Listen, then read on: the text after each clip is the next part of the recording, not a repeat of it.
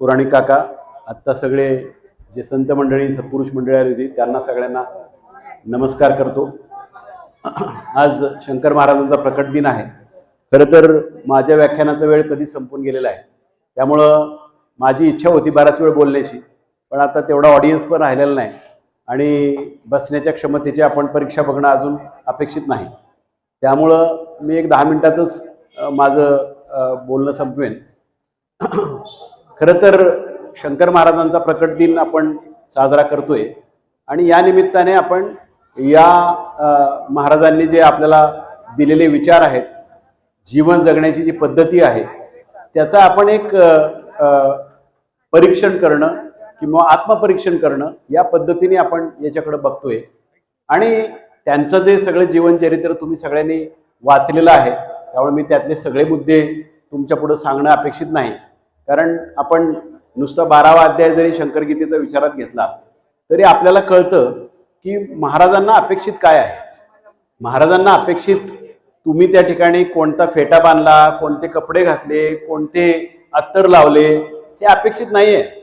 महाराजांना काय अपेक्षित आहे हे 12व्या अध्यायात त्यांनी फार स्पष्टपणे सांगितलेलं आहे की तुमची कर्म काय आहेत, तुमचे विचार काय आहेत, तुमचे आचार काय आहेत, आणि तुम्हाला जर सुख शोधायचं असेल आयुष्यामध्ये तर सुखाचे मार्ग कोणते आहेत आणि ते कसे आपण केले पाहिजेत याचा विचार करताना मला काही प्रश्न नेहमी पडतात। मी बऱ्याच ठिकाणी हे प्रश्न लोकांना विचारतो, तुम्हालाही विचारतो, तुम्ही त्याचं उत्तर द्यावं अशी माझी अपेक्षा आहे। कारण आपण 3 खंडामध्ये विचार करू, काल काय होतं, आज काय आहे आणि उद्या काय असणार आहे, या 3 आपण खंडामध्ये विचार केला तर महाराज म्हणतायत की पूर्वीची जी जीवन पद्धती होती ती सगळी सात्विक जीवन पद्धती होती। विचार आचाराला खूप महत्व होतं, सुविधा नव्हत्या। आज जर बघितलं तर आज सगळ्या भौतिक सुविधा खूप आल्या, आज विजेची उपकरणे आली, आज IT मधले माहिती तंत्रज्ञानाचे वेगवेगळे फायदे आले, सगळ्या गोष्टी खूप आल्या, पण सुख आलं का, समाधान आलं का, आनंद आला का, या सगळ्या गोष्टी आपण बघितल्या तर आपल्या लक्षात येतं की बऱ्याच गोष्टी आपण घालवत चाललोय, किंबहुना उद्याचा विचार केला तर ह्या गोष्टी आणखीन पुढे जाणार आहेत हे चित्र आपल्याला दिसते। म्हणून माझी सगळ्यांकडनं अपेक्षा आहे, विशेषतः शंकर भक्तांकडनं अपेक्षा आहे की आपल्याला विचाराचा पाया हा मजबूत करणं आणि त्यानुसार कर्म करणं आणि त्यानुसार पुढची सगळी वाटचाल आपली ठेवणं, ह्या गोष्टीला आयुष्यामध्ये महत्त्व दिलं पाहिजे। तर आपण आत्ताचा जर विचार केला तर आत्ताच्या विचारसरणीमध्ये आपण आत्ता जर विचार केला तर आपण कुठं आहोत याच्यासाठी एक 2-3 प्रश्न तुम्हाला विचारतो, तुम्ही त्याची खरी उत्तरं द्याल अशी माझी अपेक्षा आहे।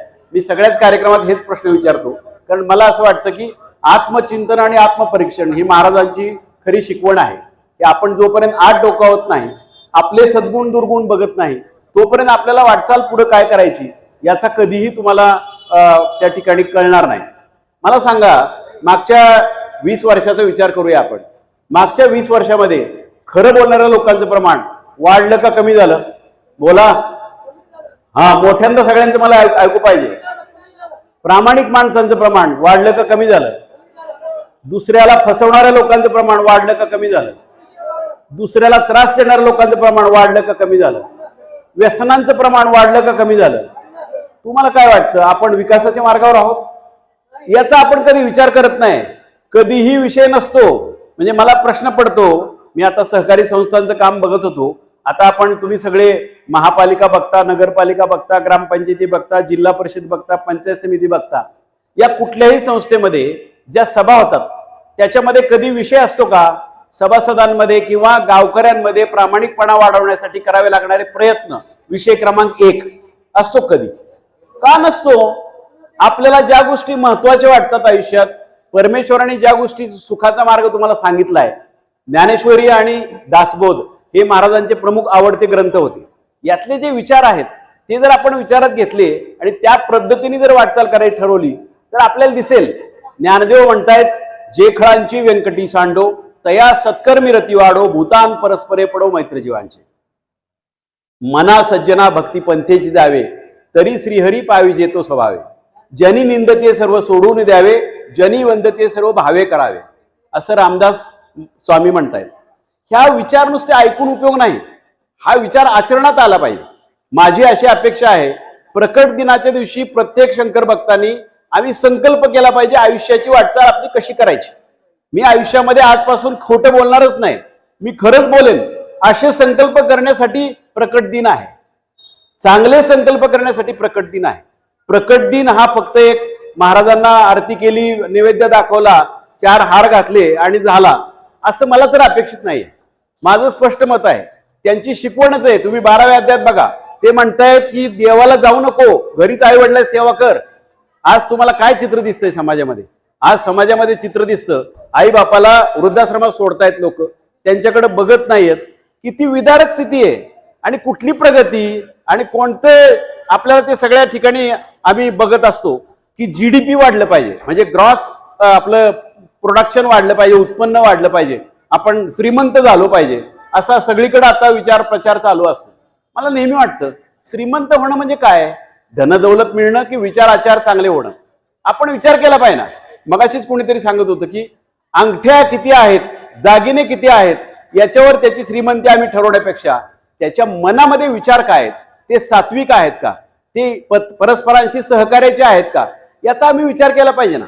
खरं तर मला हा प्रश्न पडतो बऱ्याचदा, आम्ही शंकर भक्त म्हणून हा विचार मनामध्ये नुसता रुजवला नाही पाहिजे, तो प्रत्यक्षात आणला पाहिजे. आमच्या कुटुंबियामध्ये तो आणला पाहिजे. आमच्या संपर्कात जे जे लोक येतात त्यांच्यामध्ये आणण्यासाठी आयुष्यभर प्रयत्न केले पाहिजेत. ती खरी शंकर भक्ती आहे आणि तो खरा शंकर महाराजांना अपेक्षित विचार आहे. आपलं जे towards silver crest of Himalayas G K. प्रधानांचं जे पुस्तक आहे त्याच्यामध्ये कुठलेही देवाधर्माचे मुद्दे नाहीत, जे मानवतेचे मुद्दे आहेत, जे सात्विकतेकडे नेणारे आहेत, जे आपल्याला खऱ्या अर्थाने विचाराचाराच्या आणि सुखाच्या आणि समाधानाच्या एका वेगळ्या उंचीवर नेणारे विचार आहेत. हे विचार त्यांनी त्या ठिकाणी सांगितले आहेत आणि मला असं वाटतं की हे विचार करणं हे आमच्यासाठी आजची गरज आहे. मी तुम्हाला खास विचारलं की 25-30 वर्षामध्ये फसवणाऱ्या लोकांचं प्रमाण वाढलं का? खरं तर खूप फसवणाऱ्या लोकांचं प्रमाण वाढत चाललंय, आज वाढत चाललंय, उद्या आणखीन वाढणार आहे, अशी आज स्थिती आहे. कुणी कुणी काय. आणि मला नेहमी वाटतं की हा विचार जो आहे आमच्या सगळ्या, खरं तर आम्ही ज्या भूमीत राहतो, महाराष्ट्र भूमी ही संतांची भूमी आहे. कदाचित जेवढे संत महाराष्ट्रामध्ये झाले तेवढे संत जगाच्या पाठीवर कुठंच झाले नसतील. एवढ्या मोठ्या संतांनी दिलेलं वाङ्मय आणि विचार आमच्यासाठी पुढच्या आयुष्यामध्ये विचार धन म्हणून काम केलं गेलं पाहिजे. 750 वर्षापूर्वी ज्ञानदेवांनी विचार सांगितला, तो आमच्यासाठी महत्वाचा आहे असं आम्ही मानायलाच तयार नाही. किती घरामध्ये ज्ञानेश्वरी वाचली जाते, किती घरामध्ये या ज्ञानेश्वरीच्या संबंधाने जे सांगितलेलं आहे की एक तरी ओवी अनुभव होई, किती लोक अनुभवतात? हा मला पडलेला सततचा प्रश्न आहे. आम्ही भक्ती म्हणजे काय? शेवटी गीतेमध्ये 3 भाग केलेत त्यांनी, कर्मयोग आहे, भक्तियोग आहे आणि ज्ञानयोग आहे. हे 3 योग आहेत. हे 3 योगाचा संगम करत असताना आपल्याकडे नुसतं ज्ञान असून चाललं नाही, ते चांगल्या कर्माकडे गेलं पाहिजे, सत्कर्माकडे गेलं पाहिजे. आम्ही त्या पद्धतीने विचार केले पाहिजे. आमच्या मनामध्ये जर दुसऱ्याबद्दलच्या वाईट भावना असतील तर त्याला काही अर्थ नाही ना. आम्ही हा विचार केला पाहिजे. आता हे शहरामध्ये आपण राहतो, सगळे जे आपण हाऊसिंग सोसायट्यांमध्ये राहतो, मी एक विचार मांडला होता की हाऊसिंग सोसायट्यांमध्ये आपण तंटामुक्त सोसायटी अभियान करूया. म्हणजे आमच्या सोसायटीमध्ये खरं तर आपण कशासाठी घर घेतो? 25, 30, 50, 60, 1 कोटीचा फ्लॅट आपण विकत घेतो आणि तिथं राहतो. कशासाठी राहतो? आपल्याला वाटतं की तिथं समाधान मिळेल, शांती मिळेल, आनंद मिळेल, सहवास चांगला मिळेल. आज सोसायट्यांमध्ये अवस्था काय जाऊन तुम्हाला तुमच्या सोसायट्यांमध्ये सुद्धा बघता येते. एकमेकाचं वैरत्व किती वाढत चाललंय. हे अहंकारामुळे आहे, हे द्वेषामुळे आहे, हे मत्सरामुळे आहे. मग जेखळांची व्यंकटी सांडो तया सत्कर्मी रती वाढो, ह्या जो विचार ज्ञानदेवाने मांडलाय तो आम्ही प्रत्यक्षात आणतो का? हा विचार मला पडतो. कारण मला अनेक ठिकाणी बघताना असं दिसतं की लोक एकमेकांच्या छोट्या छोट्या गोष्टी सुद्धा सहन करायला तयार नाहीत. माझ्या घरासमोर काढलेली रांगोळी तुमच्या मांजरांनी पुसली, याच्यावर सुद्धा भांडणं सोसायट्यांमध्ये मी बघितली. अनेक प्रकारच्या भांडणाचे प्रकार आहेत जे आपण भांडत बसतो. भांडणाला कारण खूप असतात, पण एकत्र येण्याला, एकोप्याला, सुख समाधानाने एकमेकाशी राहण्याला खूप महत्व आहे.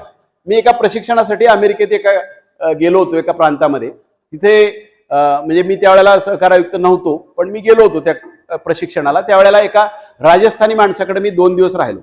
त्याने मला फार गमतीशीर मुद्दा सांगितला, जो आमच्यासाठी फार उद्बोधक आहे असं मला वाटतं. अमेरिकेमधला हा मुद्दा सांगतोय मी. अमेरिकेमध्ये काय महाराष्ट्र कोऑपरेटिव्ह हाऊसिंग सोसायटी हा कायदा नाही आहे. त्यांच्याकडे काय असतं, त्यांच्याकडं 25, 30, 40 घरांचा एक समूह असतो, त्याला ते कम्युनिटी म्हणतात.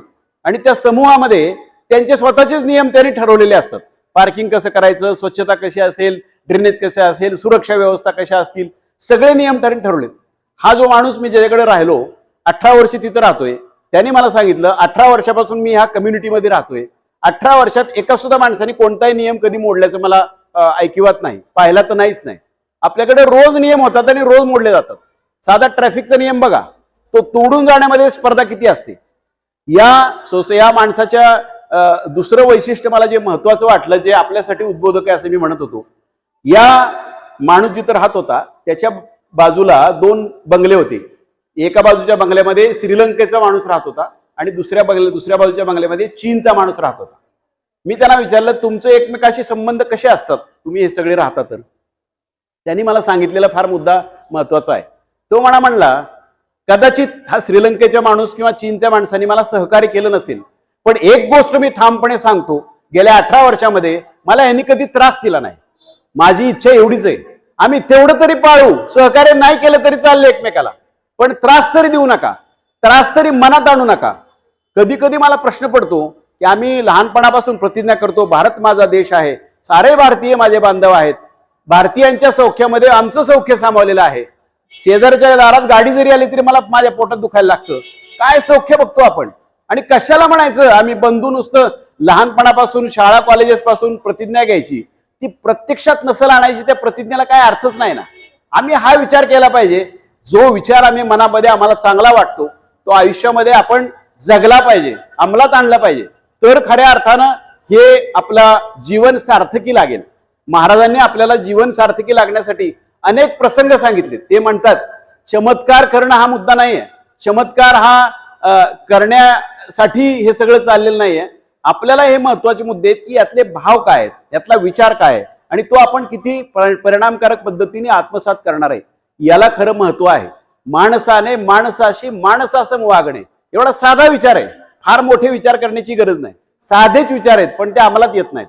आपल्याला अंमलात आणण्यासाठी ज्या गोष्टी करायला पाहिजेत त्या आपण किती चांगल्या पद्धतीने करतो याच्यावर मला वाटतं शंकर भक्तांचं पुढचं आयुष्य अवलंबून आहे. आणि शंकर भक्तांनी प्रत्येकाने हा मुद्दा प्रकट दिनाच्या दिवशी संकल्प म्हणून केला पाहिजे की मी आयुष्यामध्ये खोटं बोलणार नाही, मी प्रामाणिकपणे वागेन, माझ्या कृतीतून कुणाला त्रास होणार नाही, मी कुणाला उपद्रव करणार नाही, कुणाची फसवणूक करणार नाही, निर्व्यसनी राहीन, असे आम्ही केले पाहिजे. तर तो प्रकट दिन सत्कारणी लागणार आहे. आपल्याला प्रकट दिन सत्कारणी लावायचा आहे, आणि सत्कारणी जर लावायचं असेल तर विचार आत्मसात करणे आणि अंमलात आणणे ही खरी गरज आहे. आणि ती जर आपण खऱ्या अर्थानं करू शकू तर त्याला अर्थ आहे. अन्यथा मग आपण दुसऱ्याची फसवणूक करून, दुसऱ्याला त्रास देऊन, माझा शेताची एक हद्द आहे, माझा बांध फोडायचा, त्याच्या हद्दीमधले एक अवताचं तास माझ्या हात ओढायचं आणि त्या ठिकाणी आपण पुढं मोठं व्हायचा प्रयत्न करायचा. मी अनेकांना अनेक ग्रंथामध्ये हा विचार आहे की हा पापाचा पैसा आहे. त्या पापाच्या पैशाने जर आपण घर बांधलं आणि तिथं कसल्याही वास्तुशांत्या केल्या, ईशान्येला देव ठेवला काय, आग्नेयाला अग्नी ठेवला काय, कधीही तुम्हाला शांतता आणि सुख आणि समाधान मिळणार नाही. कारण तुम्ही तळतळाट घेतलाय. तळतळाट हा वरदानापेक्षा फार भारी असतो. जर आपण तळतळाट कोणाचा घेतला तर तो लवकर लागू होतो, वरदान लवकर लागू होत नाही. म्हणून आपण हा विचार केला पाहिजे की मी आयुष्यामध्ये कोणाचा तळतळाट घेणार नाही. माझा बहीण असेल, भाऊ असेल, आई असेल, वडील असतील, कोणी आणखी नातेवाईक असतील, मित्र असतील, शेजारी असतील, जिथं काम करतो त्या ठिकाणचे सहकारी असतील, कुणीही असू द्या, आयुष्यामध्ये हे जे सहकारी आपल्याला भेटतात ते आपल्या कदाचित प्रारब्धामधनं आलेले आहेत. तर त्यांच्याबरोबर वागताना बोलताना आपण जर हा विचार आयुष्यभर केला की मी काहीतरी या लोकांना देऊ शकतो, माझ्या योगदानातून काही गोष्टी मिळू शकतात, तर आपण केला पाहिजे. शंकर भक्तांसाठी अजून एक मला संकल्प महत्वाचा वाटतो, तो म्हणजे दानाचा. आपल्या आयुष्यामध्ये आपण अनेक गोष्टी आपल्याला मिळत असतात, शंकर बाबांच्या कृपेने मिळत असतात, आपल्या कर्माने मिळत असतात, सत्कर्माने मिळत असतात. यातला काही भाग आपण ज्या समाजातून आलो, ज्या व्यवस्थेतून आलो त्यांच्यासाठी दिला पाहिजे. एक त्याच्याबद्दलचा एक प्रसंग मला या ठिकाणी सांगायचा आहे, कारण मला वेळ कमी आहे. मी 10-15 मिनिटात संपवायचं म्हणालोय, त्यामुळं मी फार वेळ तुमचा घेणार नाही, कारण तुमच्या बसण्याची उत्कंठा आणि परिसीमा मी बघणार नाही जास्त. एकदा टाटा आणि स्वामी विवेकानंद बोटीनी प्रवास करत होते, अमेरिकेला चालले होते. त्यावेळेला फार विमानाचं वगैरे हे नव्हतं, त्यामुळे बोटीनी प्रवास लोक करायचे. तर बोटीनी प्रवास करताना फारच चर्चा व्हायच्या त्यांच्या. तर चर्चेमध्ये विवेकानंदांना टाटांनी विचारलं की स्वामीजी, मी आता भारतामध्ये बऱ्याच गोष्टी कारखानदारी सुरू करतोय, रोजगार देतोय, लोकांचं उत्पन्न वाढवण्यासाठी, त्यांच्या आयुष्यामध्ये संपन्नता येण्यासाठी वेगवेगळ्या प्रकारे प्रयत्न करतोय, आणखीन काय करावं असं वाटतं? स्वामीजी विवेकानंदांनी एकच उत्तर दिलं.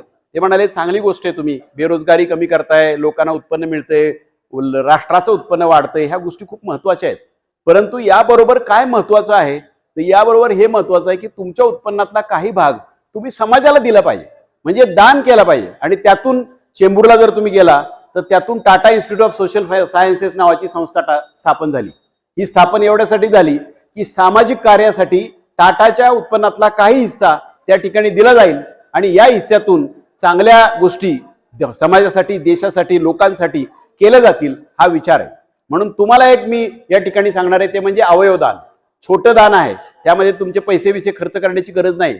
हा देह नश्वर आहे, मेल्यानंतर ह्याची फक्त माती होणार आहे. ती माती होण्यापूर्वी माझ्या एखादा अवयव जाताना माझा मृत्यू झाल्यानंतर किंवा मृत्यू होत असताना जर कामाला आला तर ते खरं जाताना केल्याचं एक सत्कर्म आहे. हे जग सोडून जाताना आम्ही आठवणी चांगल्या ठेवायच्यात, त्याच्याबद्दल बऱ्याच गोष्टी, पण आता वेळ नसल्यामुळे आपण सांगणार नाही. परंतु या सगळ्या गोष्टींचा विचार करताना आपण अवयवदानाचे संकल्प प्रत्येकाने केले पाहिजे. प्रत्येक शंकर भक्ताने अवयवदानाचा संकल्प केला पाहिजे, त्याच्या सगळ्या कुटुंबियाने केला पाहिजे, त्याच्या सगळ्या नातेवाईक, मित्रमंडळी, सहकारी त्यांनी केला पाहिजे. आज जर तुम्ही इंटरनेटवर गेला तर तुम्हाला लक्षात येईल की किती प्रकारच्या अवयवाची लोकांना किती गरज आहे. आपण जर त्या गरजेला ह्याला देऊ शकलो, ते सुद्धा मरणोत्तर आहे. मरणोत्तर देण्यासारखा विषय येतो, ज्यामुळे माझा डोळा कुणाच्या कामाला आला, तो मिळाला, तर एक जाताना सुद्धा पुण्यकर्म केलं, जाताना सुद्धा पुण्यकर्माचा माझ्या वारसांना वारसा दिला, याचं समाधान आपल्याला लागतं. आणि म्हणून मला असं वाटतं या सगळ्या पार्श्वभूमीवर आपण विचार करताना, दानाचं महत्व विचार करताना सगळ्या शंकर भक्तांनी अवयवदानाचे संकल्प केले पाहिजेत. हे ऑनलाईन करता येतात, त्यामुळे तुम्ही त्या पद्धतीने एक मोहीम राबवावी. कारण शेवटी समाजामध्ये चांगल्या लोकांची शृंखला तयार होणं फार महत्वाचं आहे. मी एखाद्या माणसाला मदत केली तर त्यांनी अजून 2 लोकांना मदत करावी, त्यांनी 4 लोकांना मदत करावी, अशा पद्धतीने एक शृंखला तयार झाली पाहिजे चांगल्या विचारांची, चांगल्या आचारांची. आणि त्याची खरी देशाला गरज आहे. आम्हाला जे वाटतं की खरं बोलणाऱ्या लोकांचं प्रमाण कमी होत चाललं, ते वाढवण्यासाठी आपण हे केलं पाहिजे. प्रामाणिक प्रयत्न लोकांचा कमी होत चाललं तर वाढवण्यासाठी काही प्रयत्न केले पाहिजेत. आणि देशोदेशी जे देश हे प्रयत्न करतात, जे देश आता आहेत, आता शेजारीच आपलं एक उदाहरण आहे, तुम्ही त्याच्यावर पुस्तक वाचा कधीतरी. भूतान नावाचा छोटा देश आहे, 7.5 लाख लोकसंख्या आहे, जगामध्ये सगळ्यात आनंदी लोकांचा देश म्हणून तो समजला जातो. त्याचं साधं सोपं मुद्दा आहे की साधी राहणी, उच्च विचारसरणी, एवढाच त्यांचा ध्येयभाव आहे. पूर्वी असं होतं की त्यांच्याकडे शिक्षणाच्या सोयी नव्हत्या. भूतानमध्ये भारतातले शिक्षक आणि पाठ्यपुस्तकं पाठवली जायची. त्यांच्या राजा महाराजांची, सरदारांची मुलं दार्जिलिंगला किंवा लंडनला शिकायला जायची. आता 30 वर्षानंतर अशी परिस्थिती आहे की भूतानचं शिक्षण आंतरराष्ट्रीय स्तरावरचं नंबर 2चं शिक्षण क्वालिटीचं आहे. हे कुणी केलंय? तिथल्या लोकांनी केलंय. आज पर्यावरणाचा विचार केला असता जेवढी झाडं पाहिजेत आपल्याकडे असली पाहिजेत, जेवढा ऑक्सिजन कोशंट असला पाहिजे, त्याच्या कितीतरी पट जास्त त्यांच्याकडे आहे. मला परवा एक भूतानला गेलेल्या माणसाने मला किस्सा सांगितला. भारताच्या हद्दीमधून भूतानमध्ये प्रवेश केला की आपल्याला त्या ठिकाणी वेगळेपणा जाणवतो, स्वच्छता जाणवते, सात्विकता जाणवते. हे आपल्यासाठी महत्वाचं आहे. आपला शेजारी एवढा छोटा देश जर हे करू शकतो तर आपण का करू नये? आणि थेंबे थेंबे तळे साचे, प्रत्येकाचं योगदान महत्वाचं आहे, प्रत्येकाचा खारीचा वाटा महत्वाचा आहे. मी माझ्यापासून सुरुवात केली आणि मग मी 4 लोकांना सांगितलं तर त्याला वजन आहे. म्हणून माझी आपल्या सगळ्यांकडनं अपेक्षा आहे की चांगल्या विचार आचारांची रुजवण आपल्यापासून करणं, ती इतरांना करण्यासाठी प्रेरित करणं, ही खरी शंकर भक्ती आहे. आणि ही शंकर भक्ती आयुष्यभर जपणं आणि त्या पद्धतीने पुढे जाणं, हा शंकर महाराजांचा कदाचित अवतार कार्याचा मुख्य हेतू होता. त्यांच्या 18 अध्याय वाचताना सुद्धा तुमच्या लक्षात येईल की प्रत्येक अध्यायामधून अनेक संदेश देण्याचा त्यांनी प्रयत्न केलाय. कशा पद्धतीने आपण वागलं पाहिजे, कशा पद्धतीने पुढे गेलं पाहिजे, आपल्या द्वेष, हेवा, मत्सर हे कसे तुमचे शत्रू आहेत आणि अहंकार हा तुमच्या सुखाच्या अडथळे कसे निर्माण करतो, या सगळ्या गोष्टी खूप विस्ताराने मांडल्यात. आणि याचे प्रसंग खूप आहेत. आता गुरव सरांनी त्यांच्या आयुष्यातले सुद्धा काही प्रसंग सांगितले. मला असं वाटतं, म्हणजे माझं हे म्हणणं आहे, आजच्या काळामध्ये देव आपल्याला प्रत्यक्षात आहे त्या स्वरूपात कधी भेटू शकत नाही. कारण तेवढी आपली विचार आचारांची आणि भक्तीची आणि शक्तीची आध्यात्मिक उंची नाही आहे. त्यामुळे देव भेटायचा असेल तर तो कुठल्या तरी रूपात भेटणार आहे. तुम्हाला तो ओळखता आला पाहिजे. जे मगाशी ते सांगत होते की मला ओळखता आलं नाही. तुम्हाला अनेक माणसं मदत करतात आयुष्यामध्ये, ते शंकर महाराजांच्या रूपात, शंकर महाराजच त्या रूपात आपल्याला मदत करतात. अशी भावना आपण ठेवली पाहिजे.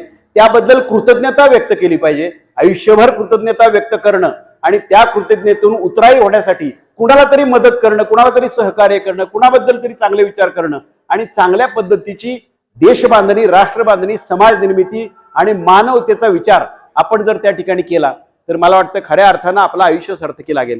नाहीतर हा जन्माला आला, भूमीला भार झाला आणि गेला, काय उपयोग आहे तुझा? तू जन्माला काय दिलं? तुला परमेश्वराने बुद्धी, मन, शरीर सगळं दिलं, पण तू जगाला काय दिलं? तू लोकांना काय दिलं? याचा विचार आपण जर त्या ठिकाणी केला तर आपल्या लक्षात येते की आपण काही बऱ्याच गोष्टी करू शकतो. आता काय देऊ शकतो काय नाही याच्यावर आता मी बोलू शकत नाही, कारण मी मगाशी सांगितलं, कारण माझा 2 ते 4चा वेळ होता, आता जवळपास 5 वाजून गेलेत, त्यामुळं इथून पुढे बोलणं अपेक्षित नाही.